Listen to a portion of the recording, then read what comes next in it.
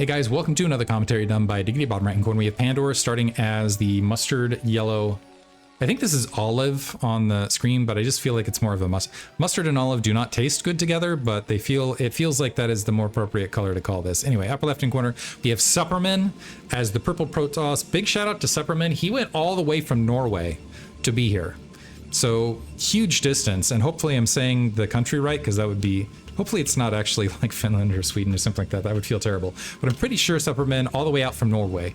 He, however, has his work cut out for him, simply because I think Supperman is more in the mid to upper Chobo League level, and Pandor is solid. I would put him solid Gosu League at this stage. I think he's lower Gosu League, upper Hasu League.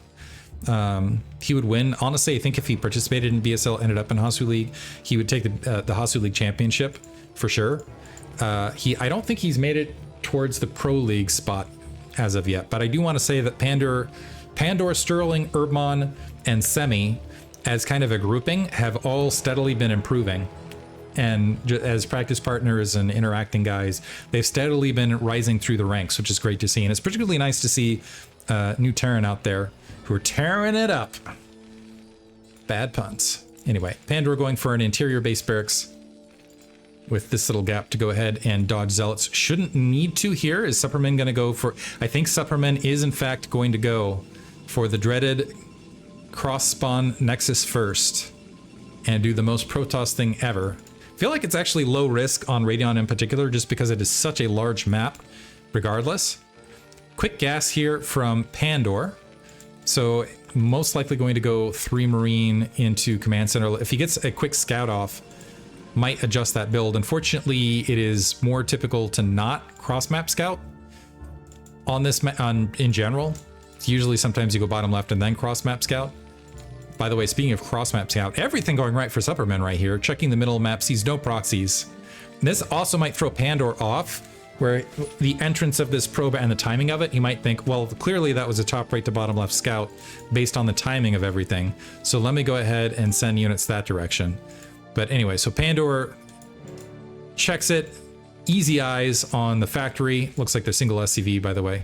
Backed off. First Marine is there. No second Marine queued up, however, from Pandor. And I like that decision right this. Okay, never mind. Now he's got a second Marine queued up.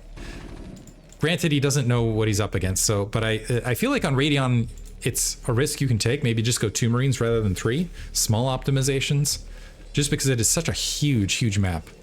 Don't quote me on this, because Pandor is a much better player than I am. This is just me throwing out my commentator, whatever thought in the early game to just make notes. And yeah, I think, Pandor initially thought, but okay, saw Supperman's probe rather than returning top right, noticed the scouting pattern or the return pattern, and that in fact returned to top left. So he was thinking about going top right based on the timing, but then noticing the probe return pattern is now going to detect that fast nexus.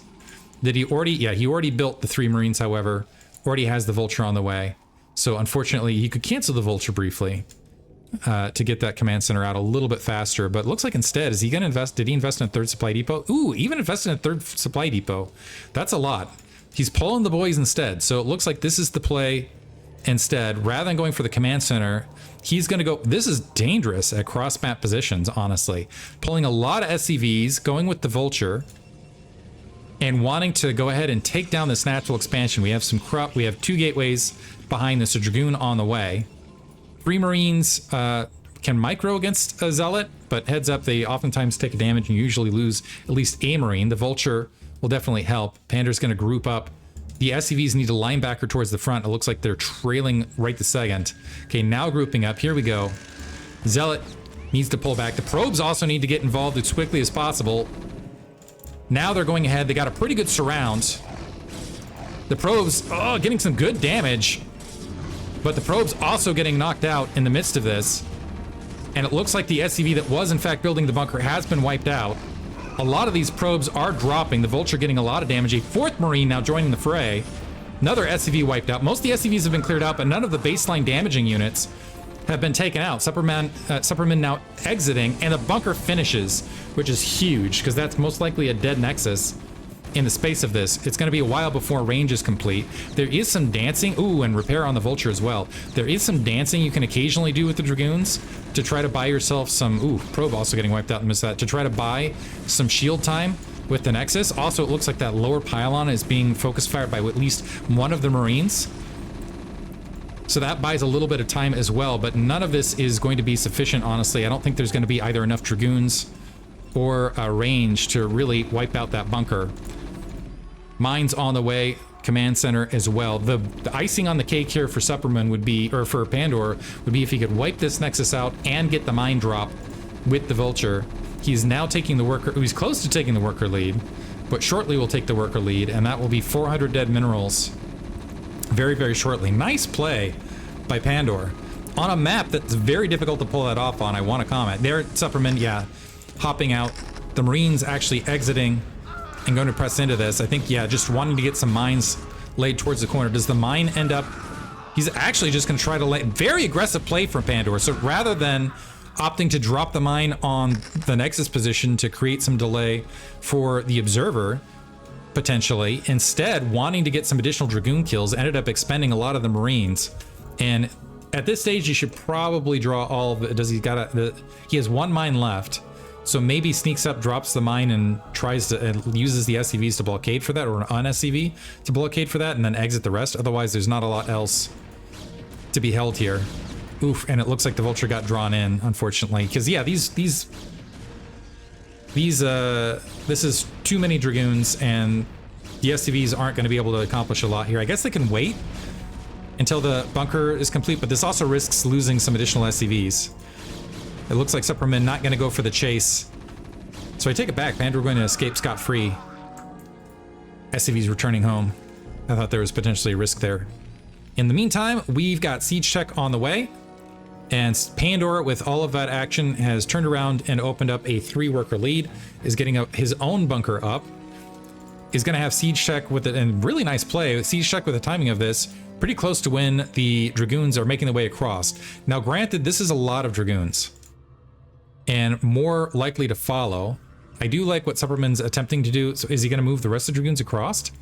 He recognizes that Pandor is potentially locked in, so wants to go for an economic catch-up rather than trying to press on the front. Is instead... Oh!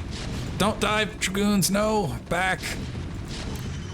So 1 Dragoon down. So instead going to pause and try to grab a second Nexus fairly rapidly, which I think is a good play. And at this stage, I think it's actually better to move the Observer across to do the checking, leave the Dragoons along this corner, just in case some Vultures were trying to sneak out additionally. But right now, it's mostly siege tanks from Pandor. And going ahead and putting a missile turret along that edge. This is a great positioning of it, by the way, because you're reducing the surface area on which to do a Zealot Bomb on top of the siege tank on top of everything else. Additional Nexus up, by the way. Little things like that. Engineering Bay also floating up to scout positioning. Barracks floating out just in case, because he knows the robotics facility was out. One way that Supperman can get back into this is with some really nice Reaver drops, so just checking out those corners. And a Vulture, because of Supperman, yeah, playing a little bit farther back, the Vulture is going to be able to sneak out. It is going to be able to detect this 3rd Nexus as a result. And there's also not a lot of cruft here on the natural. And Pandor might... this is honestly a signal to Pandor that if he wants to go for 4 Factory Vulture and start flooding troops out, might have a strong opportunity to do so, since there's a lot of territory that needs to be covered here from Supperman. Oh! And walks into the mines as well. And probes making their way back across. Or is a probe gonna get wiped out? Yeah, another, also a probe kill. This is about as efficient a Vulture as you can hope for, taking out 2 Dragoons and a probe. Sorry, 2 probes. So Pandor now has 2 very saturated bases, sitting at a hefty 50 workers, still sitting on 3 factories. He is tacking on the 4th. I think he's going to go ahead. He's got the SCV positioned to grab the 5th factory. This has been a little bit more standard for Terran players these days, and it looks like he is ramping up the Vulture production, getting Vulture speed as well.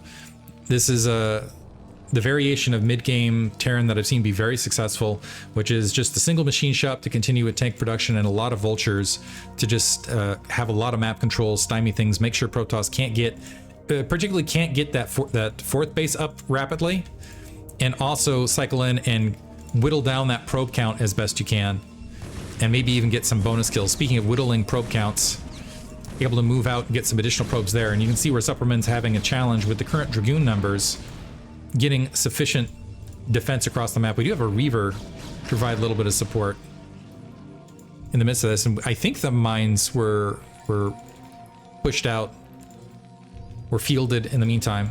No armory. Oh, sorry, there is I take that back. There's the armory and +1 weapons. I was about to say, surprisingly, no armory and +1 weapons. But Pandor also getting a few Goliaths, just in case there's Reavers. Moving out, actually, into a mid-map position.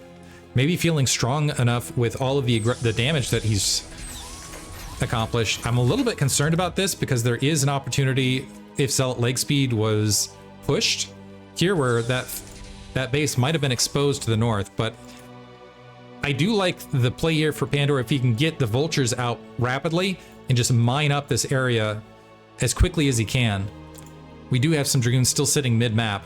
I think that's also potentially the play from Pandor going into the 5 factory very vulture heavy in the mid-game. Is, you know, when the Dragoons are wandering all over the map trying to deal with the vultures, that there's going to be theoretically less pressure on your siege tanks towards the front, or if their pressure was coming, if you have the mines laid, you should see it coming, is the other aspect. Currently, looks like Supperman going ahead and tacking on additional gateways, working on +1 weapons in the midst of this. Comsat from Pandor to try to check what the tech adjustment, and it looks like it is just going to be primarily Gateway Man off of this, and fortunately, I think Pandor are going to have the upper hand. 4 kills on that vulture, and his buddy got a number of kills as well. He's done a great job of whittling down these attack forces. I don't know if this base has been spotted. An observer making its way across. Pandor dropping another Comsat. Not sure if he has... The one problem for Pandor right this second is there's only this mine currently, and these mines. He's got a lot of black space where that Protoss army could maneuver to start aggressively poking at that third. And he doesn't have the Cruft or the mines forwarded to provide the information, and he hasn't scooted the vultures across to also blind things. He does see, however, Supperman angling to go ahead and grab that 12 o'clock. Pandor now moving forward into this army. The Zealots getting very far on top of the siege tanks, though. The Reavers were there too, but unfortunately not going for the shot into the siege tanks. So it looks like those siege tanks are going to fall. That could have been a lot worse for Pandor. If that Reaver pocketed its first shot into the siege tanks instead of to the unit to the north, that would have been a great... I think they would have ended up with some additional stacking damage in the midst of this. Pandor with a supply lead, by the way, and still making his way across the map very aggressively. Lost several siege tanks in the midst of this. He still has some Zealot bombs. Nice bomb right there.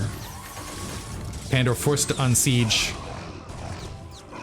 several of those siege tanks, fairly damaged. I think Pandor recognizes that he's done enough damage to his opponent that he can basically out macro him. And so now I really like this, where it's okay, we're just going to clog this up. You got to come to me and deal with what I'm throwing out, and I'm just going to throw continuous units. Nice rapid siege there. A couple siege tanks peeling off. They're going to go towards that 3 o'clock base. And yeah, I don't know that Supperman had... So Pandor, because of earlier economic damage that he wrought, Supperman not able to keep up economically. However, DT is now getting dropped on the siege tank line. There's the Comsat. But we're down to just 6 siege tanks. Oh, and I was about to say close engagement position. Pandor not engaging on it, is going to wait for that shuttle. So the probe's very likely going to get wiped out. And most likely this is going to be a dead nexus. Cannon being built to wipe out that mine to the 12 o'clock. But that's still a long time for an additional base to be built. Emergency DTs being constructed from Supperman, letting you know he's a true Protoss player. Mine drags almost to the siege tanks, but not quite. And Supperman, with actually a solid defense there, saves the Nexus. But with all of that out of position, Pandor rushing into the natural expansion and clearing out workers there. Supperman now, Pandor really putting on a beautiful multi-pronged assault here. Has another grouping of tanks mid-map where he wasn't going to be much of a threat. A bunch of factories out. Also well spread to defend against the drops. Double machine shop now. No triple machine shop as of yet, so small mercies here, but Pandor way up on supply. 12 o'clock base hasn't been grabbed yet. Pandor keeping an eye on that just in case. Supperman's really not in a position. He has to play macro from here. He just doesn't have a large enough army to get any damage done, and with all these vultures continually streaming across the map, he needed to keep what he could at home base.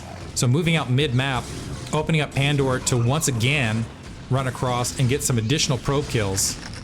Yeah, and the rest of that army getting drawn back. The Dark Templar are doing some good work there. Is this mine gonna get? Okay, there's still 3 mines on that vulture, but isn't gonna matter because he's still gonna get 3 additional kills. So I think Supperman's best bet is just hope that Pandor misses some macro cycles and get that additional base up. At least leave some units in midfield to deal with additional attacks, but he's wandering out with double shuttle with no speed, by the way, looking to potentially pick a fight and get value. Or I'm missing this. It looks like he is actually angling towards top right. No, never mind. He's gonna angle back down more towards Pandor's army. I was thinking maybe if he goes top right and grabs some additional bases rapidly, that could be another way to sneak into this, is go up to something like 70 workers really quick. Comsat from Pandor. I think Pandor's got to feel very, very good about the bulk of the army and its composition there.